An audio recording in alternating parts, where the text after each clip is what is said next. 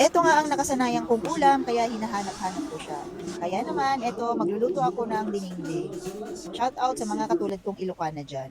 Eto at nagpainit na ako ng 2 tasang tubig.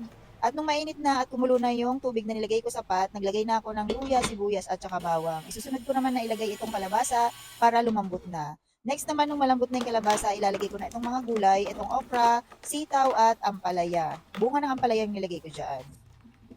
Halu-haluin lang para maging pantay yung pagkaluto ng mga gulay.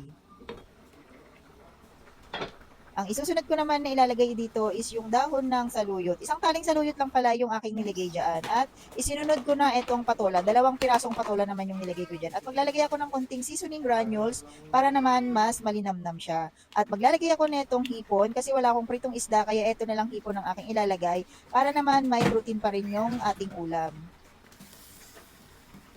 So ayan, lulutuin ko lang itong shrimp.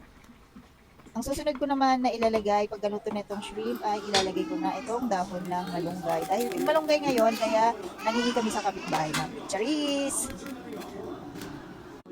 So ayan, luto na yung malunggay. Magdadagdag ako dito ng mushroom. Itong mushroom na ito is nabili ko lang sa supermarket. Kasi sa probinsya namin, nilalagyan namin ng mushroom pag nagdi-dinengdeng kami. So ayan, kung bet nyo rin itong recipe na ito mga mare, i-try nyo na ito at hindi ito nakakasawa. Thank you for watching and God bless everyone.